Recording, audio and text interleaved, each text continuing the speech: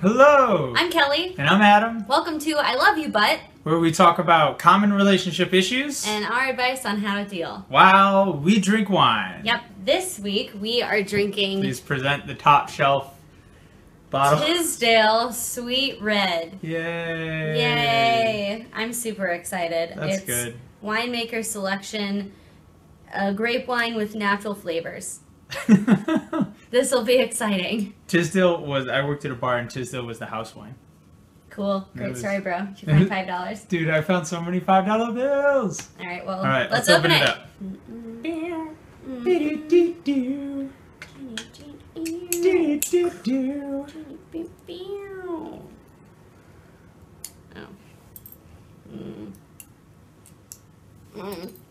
You can do it, Kelly. You can do it. Do it, do it, do it, do it, do it, do it, do it now. It's that now.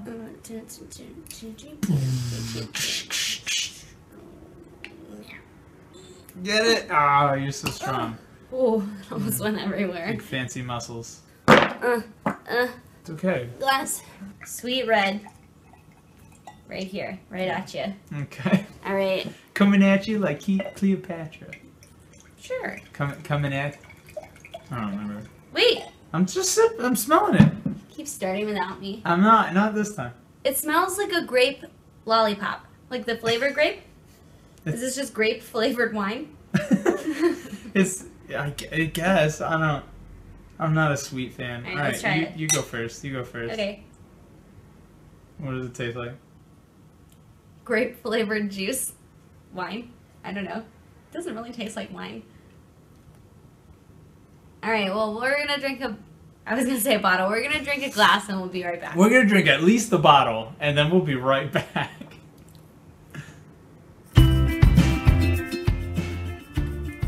It's not even alcohol. It just doesn't even taste like wine. It's better than the bottle sangria I had last night. It's gross. So we finished the first glass of wine and it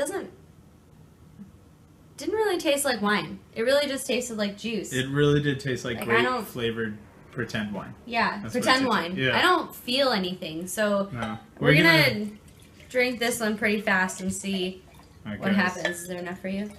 Yeah. Kelly's like, oh. I mean, I don't feel like it's gonna do anything. So this week on I Love You But, we're talking about creating a shared space. Yes.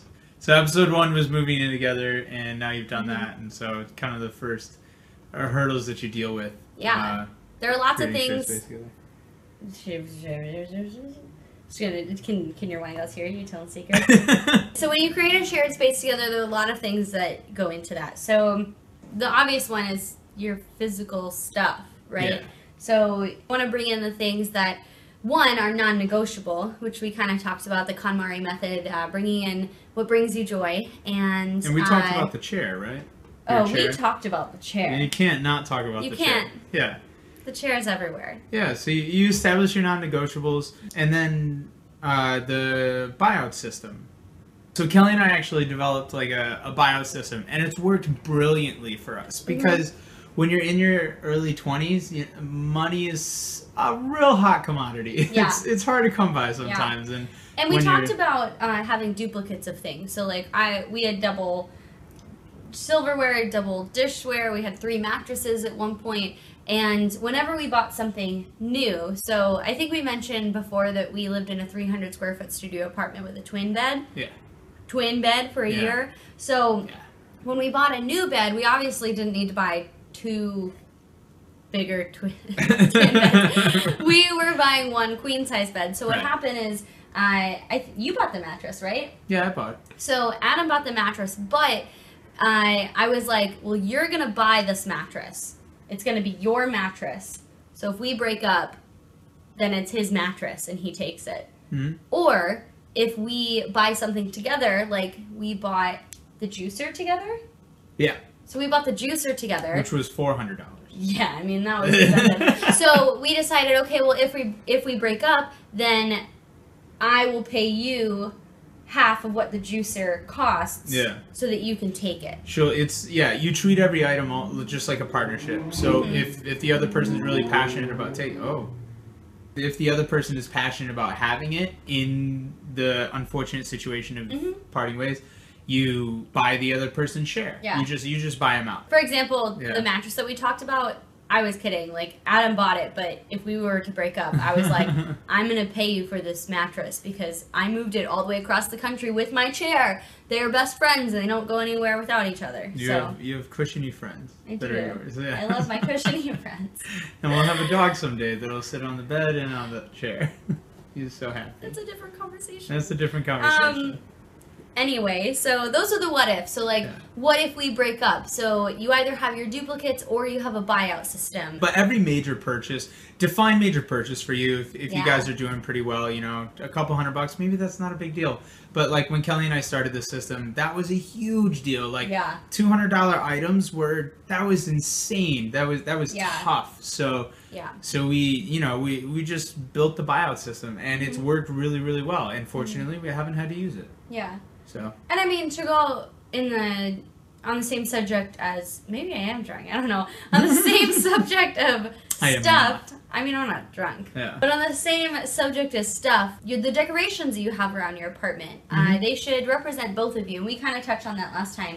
But you want to bring in the things that represent you. So behind you guys, we have a wall of artwork.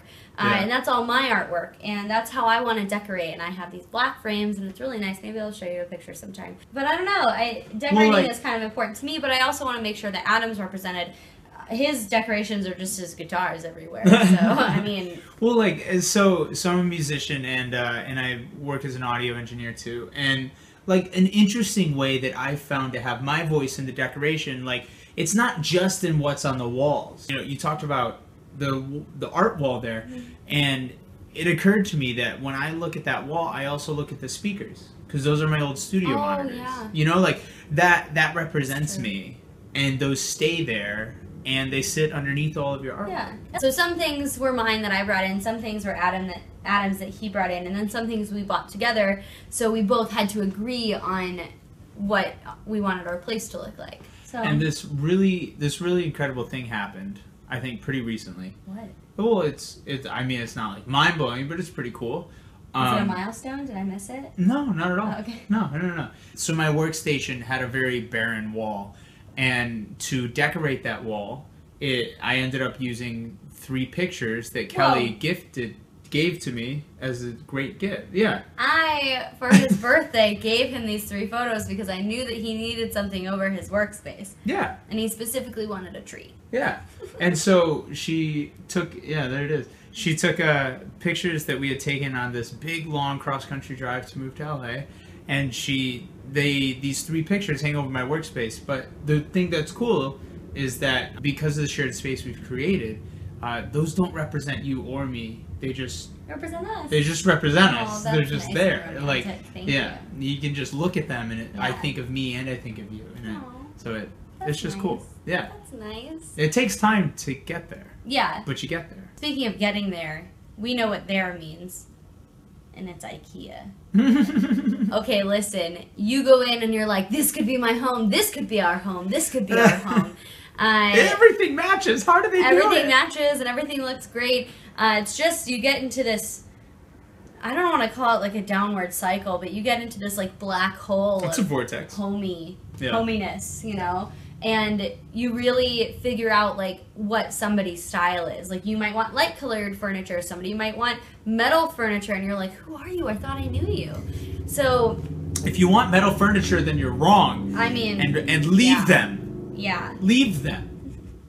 So I recommend going to IKEA together to pick out anything, even if it's a lamp. Go pick it out together at IKEA and see how it goes. It's a maze. You have to follow it one way. It's true. Oh, it is a maze. Yeah, what did you think I said? I thought you were abbreviating amazing and knowing that It's a maze. No. No. None of that.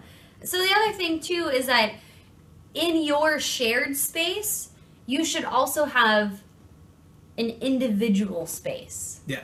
And I know that sounds kind of weird because, like, you live together, you know, and I don't think we had individual spaces when we lived in that 300 square foot apartment. Maybe it was our drawers. No, I mean, I think we Our did. clothing drawers?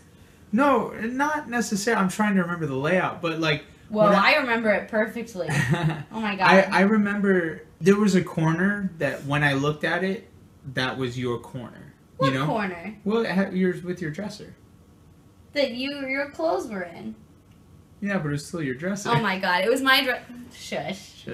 But then, like, I had my corner with my amps and my guitars. Okay, well, we don't live there anymore. So here in our current apartment, we do have kind of separate individual spaces. So, you know, Adam has his desk in one part of the apartment, and I have a desk in another part of the apartment. And I don't really sit at Adam's desk. Adam doesn't really sit at my desk. I mean, occasionally, you know, but it doesn't normally happen.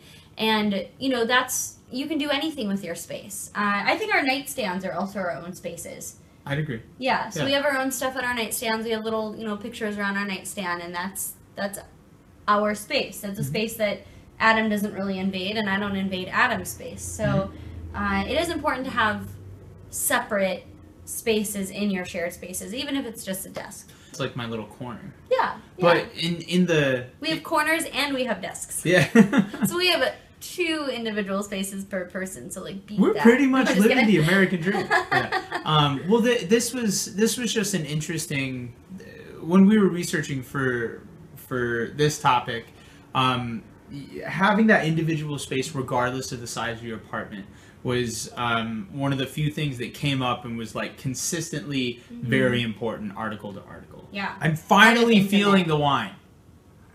I feel like my mouth is feeling it because I'm slurring a little bit, but like I'm not really feeling it. Sure. But I don't know. But anyway, our shared spaces, individual spaces. So like I had that space. What was your space? I know you had... Ugh. Yeah, you feeling that. I I guess you had your little music corner with your amps and... Well, that's guitars the and thing. stuff. My items were so big, they always gave me a corner, you know? Mm-hmm. But even now, the challenge has been to engineer the corner to be as tight as possible, you know, to respect your space. Yeah. But I'd say most of the time the chair is my space, too. that is true. That's true. Kelly's chair is her space. I do allow Adam to use it occasionally, but that's my chair, and I love it. That's your chair. Going along with individual spaces, you also need to carve out alone time. Mm-hmm. You're together a lot of the time. You know, you go shopping together, you make decisions together, you pay the bills together, hopefully you hang out with your friends together and you like spending time with one another. But you do need your alone time because you are not an hour, you are a you, and that's singular. Mm-hmm. So you're you together and you're you, two yous singularly. And I think that... Maybe this wine is sneaky, like, I don't know. It's a sneaky sweet red. That's what they should relabel it as. Sneaky sweet red. Sneaky sweet red. Sweet Tisdale. sneaky red. Tisdale, serving your sneaky sweet red since 1967. Sneet red? No, gross. Sweeky? No, just sneaky sweet. Sneaky sweet. Anyway, what were you saying? I think that this concept of finding your individuality within the whole, you know, within the couple, that's going to be kind of a recurring theme. Because I think that when you start to lose your individuality, I think that's when you start to... Your relationship starts to unravel. Yeah, you start to act out because you lose some definition of who you are.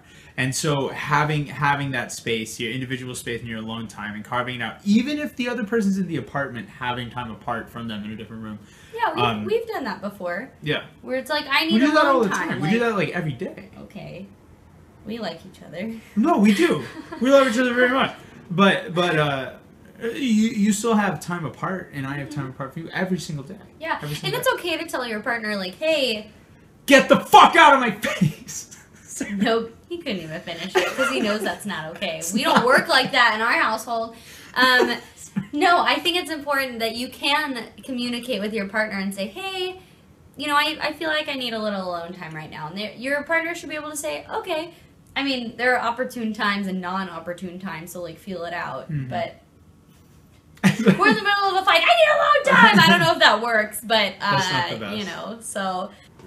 Which kind of brings us towards I mean, arguing in general. Yeah. And subtext and kind of where the argument comes from. I mean, you're gonna argue. It's gonna happen, but especially when you're sharing a space. Of course, and even over small things that might get to you, it's okay. Never be upset about what you feel, whatever. Always be honest. And there's gonna be a transition time, especially when you first move in. Well, I don't know. I feel like when you first move in, it's very like, oh, it's okay that you do it like that. But then after a while, you're like no, you can't do it like that. Or even like 3 years. It's like, it's like, no, why are you doing it like that? So there is a transitional period, but there's also the transitional period can also be a little sugarcoating, and you don't really realize it bothers you until it really bothers you. Mm-hmm. So yeah, there is subtext that goes into it. And the not realizing that it's bothering you like that concept of individuality and keeping yourself, you within the whole.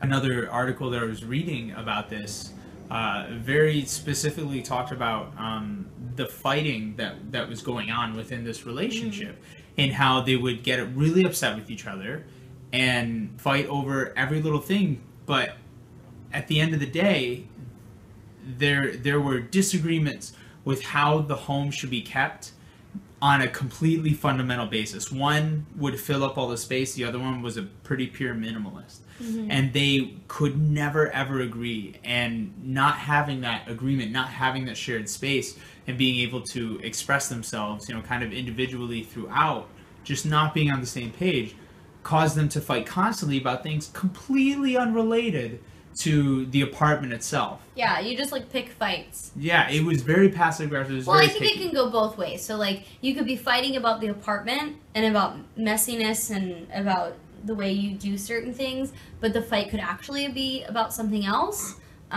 Or you could be fighting about something else and it could be about the state of your apartment. So I think it's important to be on the same page when it comes to cleanliness. Just throw your shoes everywhere, you throw your mail everywhere, you throw your bag everywhere, and it can just be this catch-all for your stuff, but also your emotional stuff too. And I think that it's important to clean up both. Well, this was another really fine point that was made was those individual spaces, and a big one was the nightstand. That was talked about, nightstands and coffee tables. Those catch-all spaces, and making sure that they are clear. Mm-hmm. Because if my nightstand looks terrible, which it doesn't right now, but it's his personal space. But if my nightstand looks terrible, even on a subconscious level, Kelly's gonna see that nightstand, see that it looks awful and it's really messy, know that there's nothing she can do about it because it's mine, and that's very subconsciously very frustrating. And when you're living with somebody every single day, and you've been with them for years and years, that tiny little pebble of frustration can wear away. Yeah. And it's not that, if you have a dirty nightstand, your relationship is doomed. The point is they're gonna find something to fight about. It represents you, and it should, and your partner, shouldn't have to look at a messy nightstand all the time, because they have to look at your nightstand. I mean, coffee table, same way. You could be projecting, when you're arguing. You could be arguing about something else, and then it comes down to, well, you didn't clean your nightstand. What the hell does that have to do with our argument? Well, that's where all the resentment was building up, and so that was the argument that you're currently having is just the straw that broke the camel's back. Yeah, exactly. So I don't feel very inebriated. I feel like I just drank juice. I feel like 30% inebriated. I feel like 15%. That's lame. I don't think this was worth it. That's lame. Why? Because it's 8% alcohol, and that's also lame. That is very lame. We should put this down, and we should get some help. Yeah, I think we need help, guys. From our friend Bourbon. I don't even like shots. But you know what makes me like them more? Well, my Icelandic shot glasses. Here. They're both Icelandic shot glasses. Well, hold both of them up so that I can do this without spilling whiskey on you. Whoa! That's yours. Don't fill mine up that much. A little more. There you go. I don't even like shots. But we have to do something. We're supposed to be inebriated giving... Did you just burp? I might have. I don't remember. And maybe he's drunk, but that didn't get me drunk at all. This is terrible. Okay. Neither of us do shots, but it's all good. I like Bottoms whiskey. up. Wait. I'm smelling. What is that song? Bottoms up, bottoms up. I've never heard. Cheers, this is terrible. I'm sorry.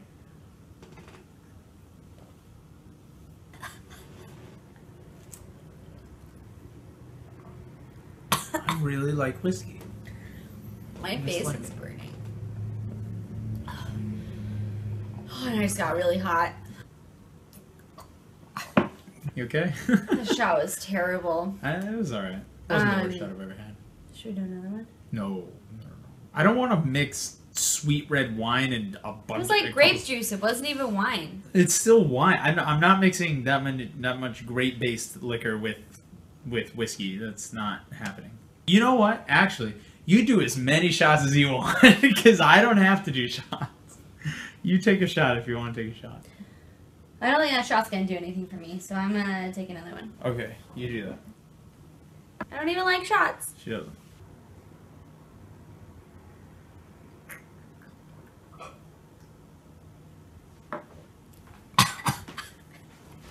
There's no water. Alright, Kelly's swallowed knives now. Yeah, 2 shots, and I don't do shots. I don't even remember the last time I did shots. So, but I think it worked. So let's talk about other stuff. So the other thing that you need to define when you're in a relationship and you're living together is cleanliness. What is cleanliness? What does that mean? You need to define it for your... It did work. It did work. You need to define it for yourself. You know, you need... What does clean mean in your relationship? You know?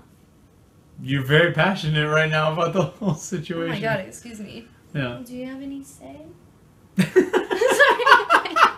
Do you have any say? Do you have anything to say about it? You gotta be clean. Like, your clean needs to be the same as my clean.